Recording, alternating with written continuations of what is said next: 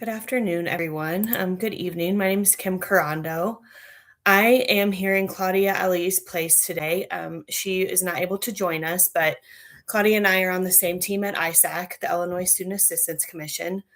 Claudia is our parent outreach coordinator, and she hosts these sessions periodically to cover very important topics for parents to consider as they're helping their child prepare for college and what might be next, or prepare for college, what might be next after high school. And then this session is specifically to focus on preparing for college during high school years. So Claudia has been hosting these sessions throughout the school year this year, and typically they're focused maybe on a little bit of older students, seniors, because they have a ton of things that they need to do throughout senior year to prepare, and then juniors as well. So this session is actually for really all ages, but we wanted to include a little bit more content for younger students. Since we have focused a lot on just all the different steps that the older students need to take as they prepare for what's going to happen next after high school. So I think there's a little something for everyone in here, including even for middle school parents, but and also for the older students as well. But I think this content's going to cover really how you can help your student, no matter their age, prepare for what their experience might look like after high school. So before I get started, I did want to do a few housekeeping items. This is a live session right now and will be recorded and available for everyone after it's complete on our YouTube channel. Since this is a live session, feel free to drop your questions in the chat. I'll try to get to them as quickly as possible. I will say typically I am manning the chat while Claudia is presenting. So there's usually two of us on here, just me this evening. So I will answer those questions as soon as possible. And then if you have a question later or something that comes up that you think about that you need answered, we also have a bookings for questions for anyone that is ran by our ISAC core program of near peer mentors. Again, typically you may have heard about this if you focused on financial aid or have an older student, but they're there to really answer any questions. So I'm going to put the link to the bookings in the chat.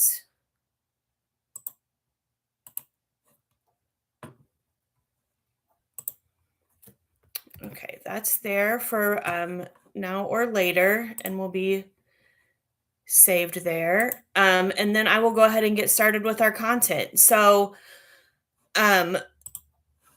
again, feel free to enter those questions in the chat as I go along, but a little bit about ISAC first. So ISAC is the Illinois Student Assistance Commission. We're the college and financial aid agency in Illinois that administers financial aid programs to help students pay for college. So our mission is to provide Illinois students with information and assistance to help make college beyond high school accessible and affordable. So we do that in a variety of ways. We do have scholarship programs at ISAC. We have a student portal that I'll share the link to later that has a lot of information about those. But the division that Claudia and I work at in ISAC is the outreach division, meaning it's really our role to go out into the community and work with parents, students, educators, community leaders, community groups to really make sure that they're aware of ISAC programming, and then also to actually help students and families figure out what's going to work out best for them. So these YouTube live sessions are one way that we do that to try to reach a broader audience, but we also host events in person. We host other virtual events. And again, I will put the link to our student portal on at the end. We have an events calendar on there. So beyond just these virtual sessions that we host, we have a lot of different kinds of ways that you can reach out to ISAC and get your questions answered, and a lot of things based in your community. So I mentioned our ISAC core program briefly, but a little bit more about them. They are a group of near peer mentors that are placed throughout the state of Illinois, typically out of community college districts, and then they're around in the area of the community college that they're placed out of. So we felt that that was the most equitable way to make sure everyone in the state has someone around in person to help host those events, get questions answered, support students, support the schools in their area. So the ISAC core information can also be found on our student portal, which you will have that link shortly. So to get into our content today, and again, this is on preparing for college during high school year. So we're going to kind of go big picture with this and broad, and make sure that everyone's aware that it's okay if students don't know exactly what they want to do yet. I think that's a common misconception that, especially as seniors graduate high school, they should know exactly what they want to major in. Or, once you get past maybe to junior year, you should definitely know the direction you want to go in or what school you want to attend. Those are definitely misconceptions that can add pressure to a student that's really unnecessary and not a requirement. They can explore their options, and we want to encourage them to do that. Not only explore their options, but to explore their interests as well. I think, if a student's not really sure what their options are, they might settle on something without thinking about it or looking too much into it, and really thinking about what might be best for them based on their own personal interests. So, the categories we're going to go over of preparing students to as they go along in high school and how to prepare them for post secondary are going to be academics, which is what I'm going to focus on first, exploring interests and careers, gaining experience, building life skills, understanding options after high school, and financial aid awareness. So, again, we're going to cover quite a broad range of things, but I think some of this information will be helpful just to think big picture of what's going to be the best way to support your student. So, academics will be the first category. And just to keep in mind that grades matter not just for college and what the student might want to do after high school, but also, especially if a student's interested in a school that you know is going to be high dollar, you want to already be thinking about scholarships as soon as possible. So, grades, of course, matter for those. That's a great way if you have a student that's interested in a school that is going to be significant financially. Definitely let them know your grades throughout high school matter for scholarships. It's not just junior or senior year. They're always going to take those into account, and you can start applying for scholarships as early as possible. So, always want to encourage students to take their classes seriously. We know that, students' interests and what they naturally are drawn to are going to be different for each individual. But especially in the areas of interest. So, for example, say you have a student, your child is saying that they want to be in the medical field or an engineer or something else that's in like a STEM related field. But then when you talk to them a little bit more about it, they're not interested in their math and science classes, or they find those to be significantly more difficult than other classes. It's really about talking through it and putting it together with them that if your class interests don't align with what your end goal career is, maybe it's time to kind of take a step back and really look into that, because the further you go in school, those math and science classes are only going to get more difficult. So just making them aware of that. And that's definitely not to discourage the student. It's just really being realistic about, if you want to have this end goal as a career, these are the kind of classes you're going to need to take, and this is the amount of time you're going to need to be in school, and being realistic with them about that from the beginning, rather than letting them, enter a program or something like that where it doesn't end up being a good match. So it's really important to have these conversations early. Or for example, if you have a student that is interested in having their own business or being an entrepreneur, I think that's pretty prevalent with the current age with students. Encourage them that they might want to go to business school. So focusing in on math and, classes that might not be an easy sell for them, but if they can relate it to something that they do have as a long-term goal, it might make them feel a little bit more motivated in their classes and to do well. Also encouraging students to look into advanced placement classes if they're available, dual credit options, anything that can prepare them for college level coursework while they're still in high school is going to be an ideal situation, because then they're not going into anything blindly. They've kind of got exposed to that, and that can be a real help. Also, if you're talking to your student about school and what's going on, and there's a group project coming up, encourage them to take the lead on that, especially if it's something in an area where they're interested. So just kind of thinking about things like that and how you can encourage them in different ways.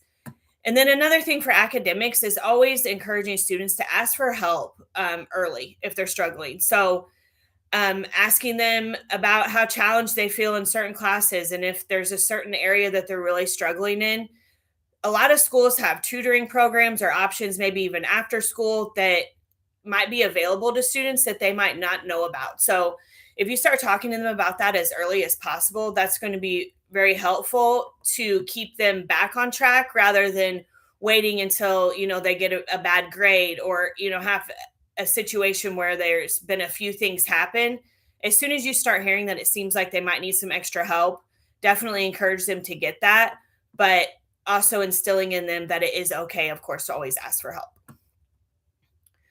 Okay, so that was academics. Now we're going to switch over to exploring interests and careers.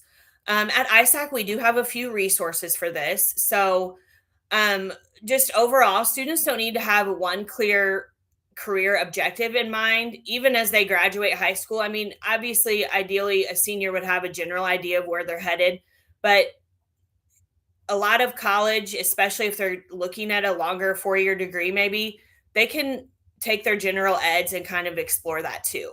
So that's even an option for them, but especially for younger students, they don't necessarily have to have that goal in mind. So we do have a resource through ISAC. It's called the CIS 360, and it's somewhere where students can go in and create an account and take some of these career and interest inventories.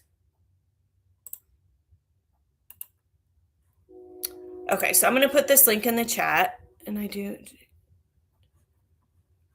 Okay, I will try to answer those questions at the end. This is the link to the CIS 360 website, and I'll explain a little bit more about what's on there.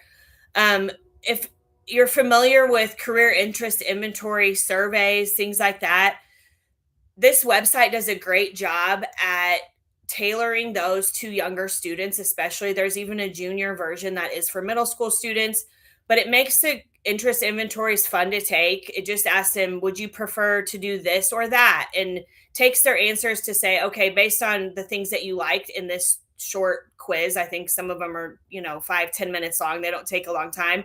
It will tell them, based on this, you might be interested in these kind of careers. So it makes them think about things they might be interested in based on taking a fun quiz. It doesn't, require a ton of research or anything like that.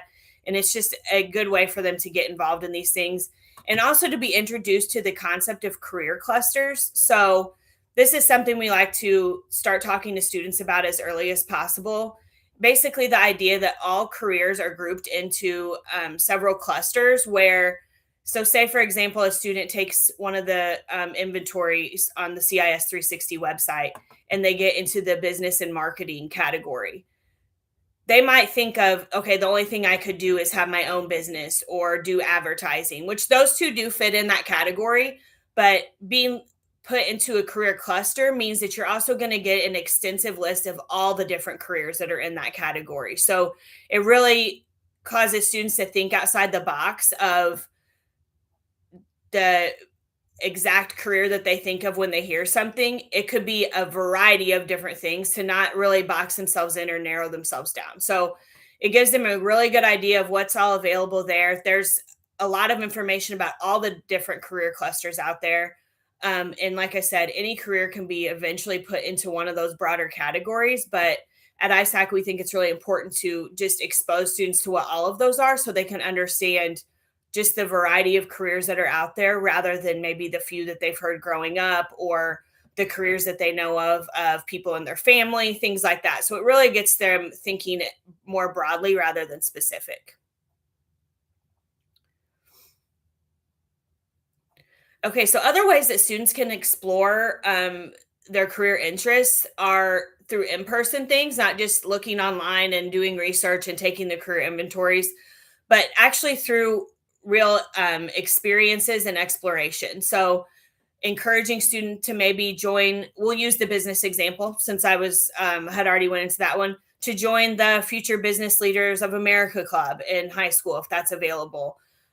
Something that goes along with something they might be interested in. Typically joining a group like that, you'll have kind of regular meetings, do some activities.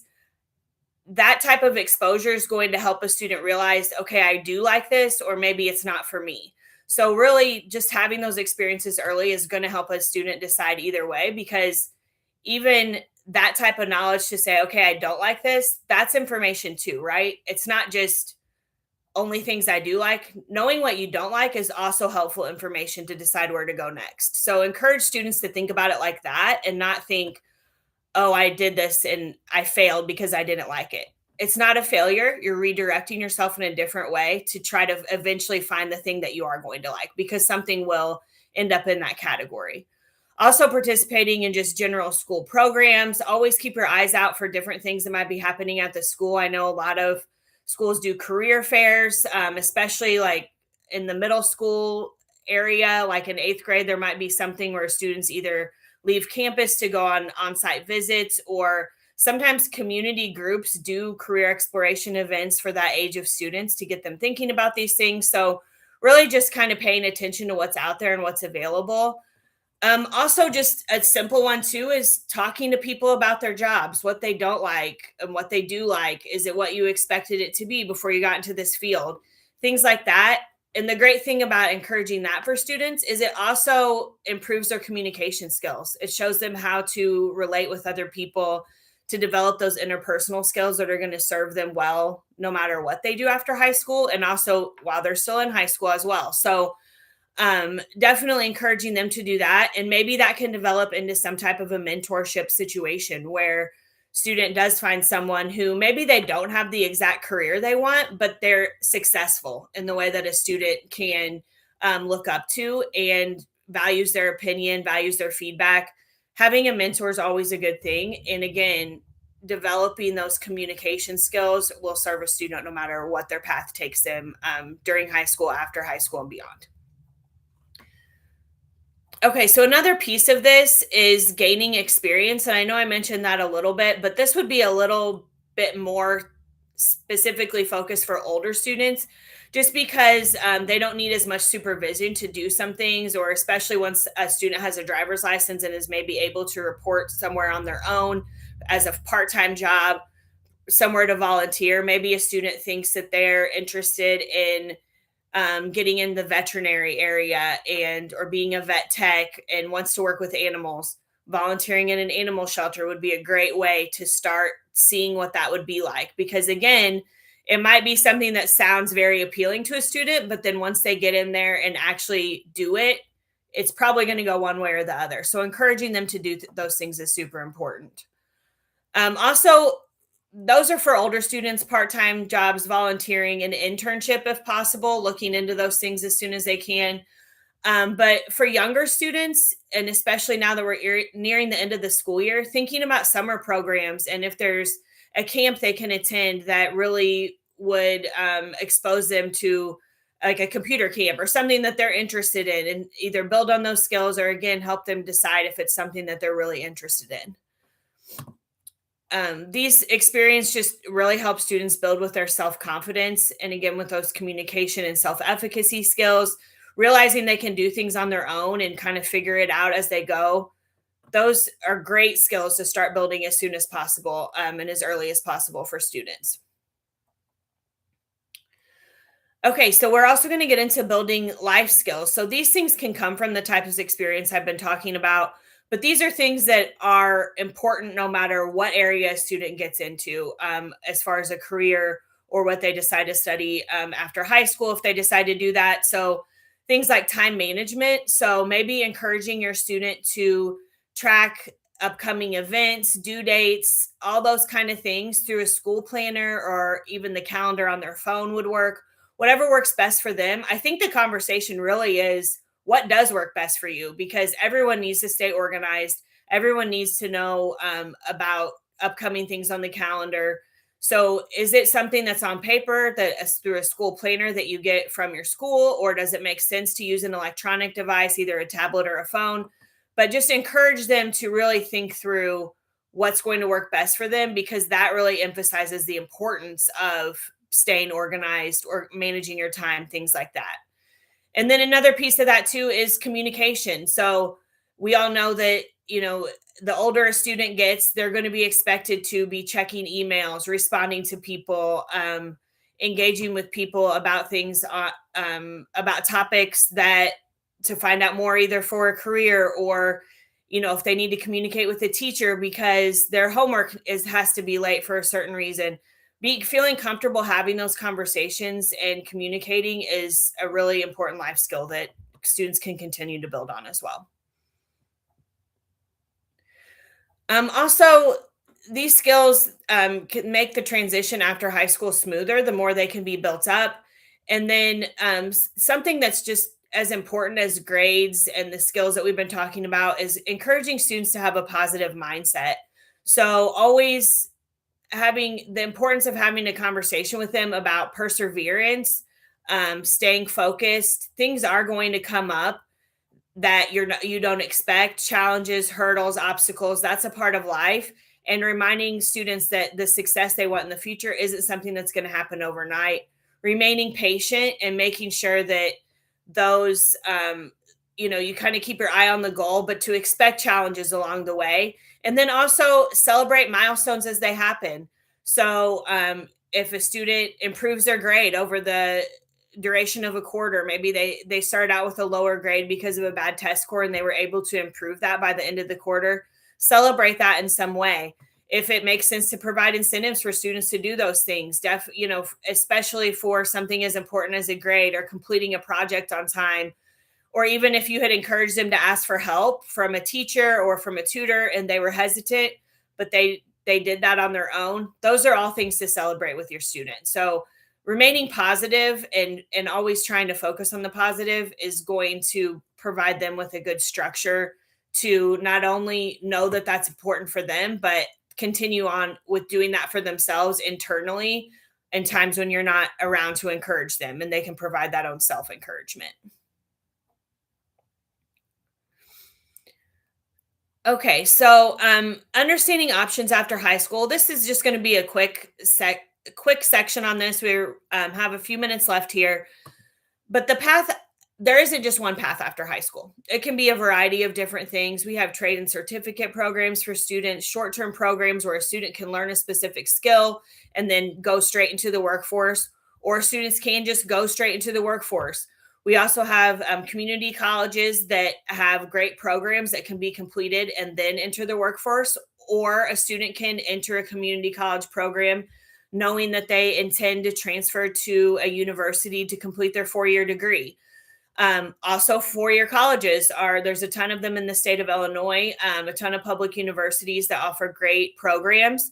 A student can start there as well. So, again, it's really about doing some of the things that I've talked about here today to get a good foundation going so that by the time a student gets to senior year, junior year, when they're really starting to hone in on what this decision is going to look like, they already know what their options are and what kind of interest they have and how that can translate into either a degree program or having that future career in mind, whatever that looks like for them, but just exploring what those options could be as far as how their education can look. Also, on that front, visiting campuses and college campuses and programs early to just see what it's like can be helpful in a lot of ways. For sure, for older students, if they're actually thinking about enrolling somewhere and they want to see what that looks like. But even for younger students who maybe need that encouragement and could see themselves on a college campus, you take them to tour that building, they would actually be able to start seeing themselves being a college student, attending those classes. That always helps with then connecting to, maybe they have a big test that next week and they think back on, I really liked how I felt on the college campus, and that's now a goal that I have. That's going to maybe encourage them to really take their test seriously and try to get a good grade on their test. So those connections do happen from experiences, and students just need to be exposed to those things in order to be able to think through things in that way. Okay, so finally, with the last couple minutes, financial aid is a big part of this process. I'm sure financially, the different things to consider are always a concern and something to think about for parents and families. So, of course, filling out the FAFSA, that will be something that's done during senior year, or the alternative application. Both are available in fall of senior year. Again, scholarships can be searched at any time. So, the final steps of those will most likely be completed in senior year, but you don't have to wait until then to apply. The great thing about the FAFSA is it will determine your eligibility to receive the MAP grant, which is for students that are from Illinois who stay in Illinois to attend school. So there's just one application for that. And then, as I mentioned,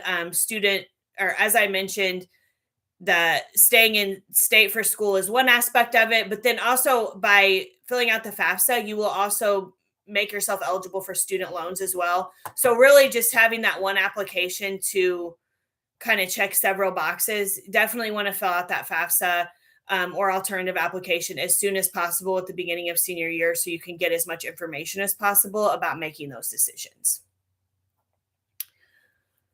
Okay, so to wrap up, preparing for college during high school is not about knowing everything or having everything figured out right away. And actually, the way it should be thought about is thinking of it as a journey, not about the final destination and what all those things will entail, and how to kind of relay that mindset to your student.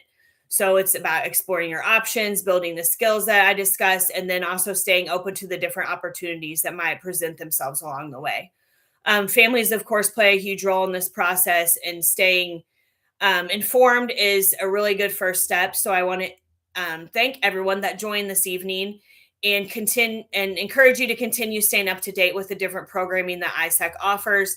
I mentioned several times our student portal website, so I am going to put that in the chat, and then check that for any other questions.